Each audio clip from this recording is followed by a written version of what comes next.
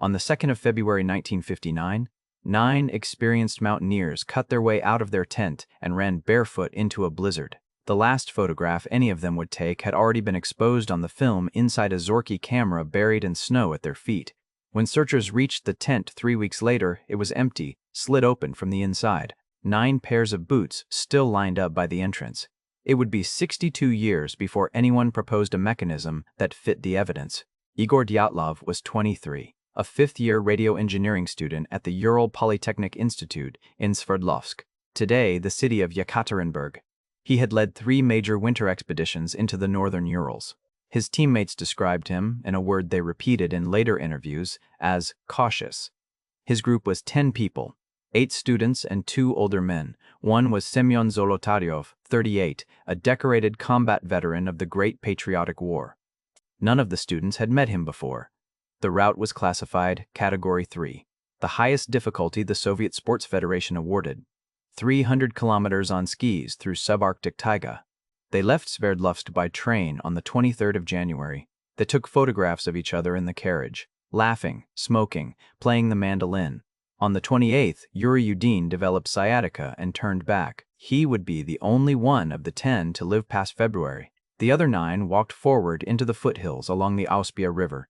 Their diaries describe heavy snowfall, a bitter headwind, and the flattened silence that settles over taiga below -25. On the evening of the 1st of February, they made camp on the eastern slope of a mountain the Mansi people call Kholat Syakhl, Dead Mountain.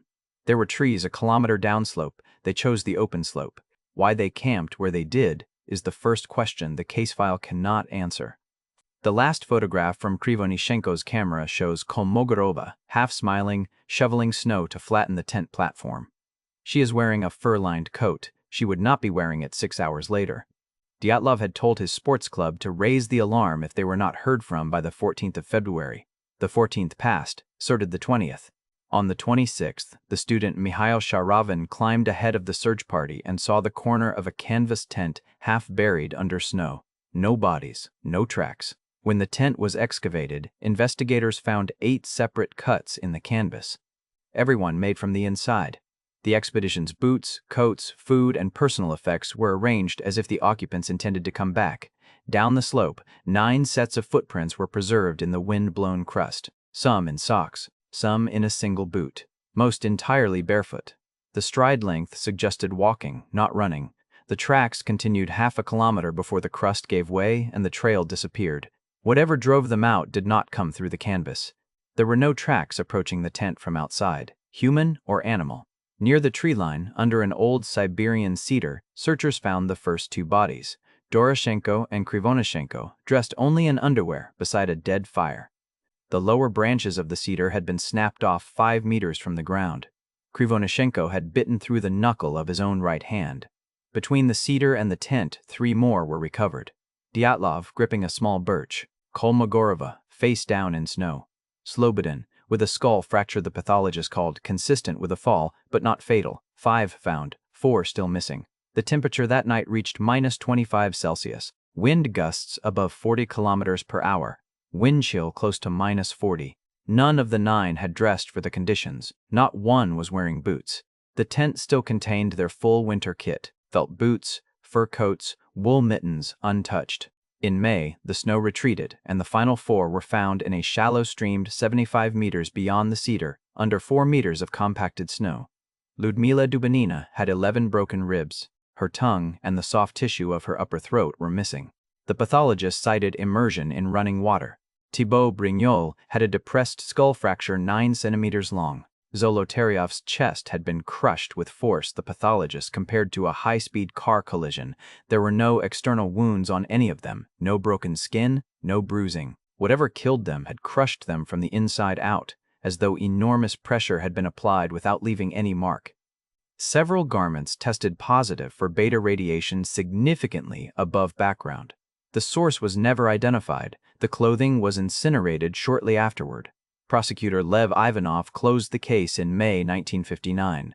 The 9 had died from a compelling natural force they had been unable to overcome. The file was sealed. 3 decades later, Ivanov told a Sverdlovsk newspaper he had been instructed from above to drop the investigation. He would not say by whom. For 60 years, the theories multiplied. A classified weapons test, katabatic wind, infrasound panic. None of them fit every piece of evidence. In 2020, Russian prosecutors concluded it was an avalanche followed by hypothermia. The technical community rejected the finding. Avalanches do not release on 15-degree slopes. In January 2021, engineers Johann Gohm and Alexander Putzrin published a paper in Communications Earth and Environment. They proposed a specific mechanism, not a conventional avalanche, a slab, a single sheet of wind-compacted snow that detaches and moves as a unit. By cutting a platform into the slope for the tent, the hikers had created the conditions for release.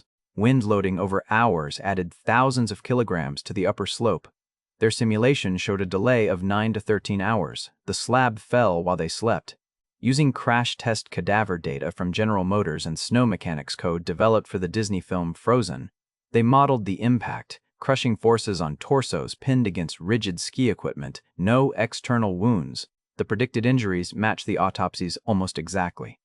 The slab model explains the broken ribs, the crushed skull, the missing debris, the cuts from inside, and why 9 people ran for the tree line without their boots. What the slab model does not explain is the beta radiation. It does not explain the orange spheres 3 separate groups reported seeing that night. It does not explain the missing tongue. It does not explain why Lev Ivanov said he had been ordered to stop. The last exposed frame on Krivonishenko's camera shows a bright, circular object against a dark sky. It is either a lens flare or it is something else. The frame is in the case file. Case number 95993. You can see it.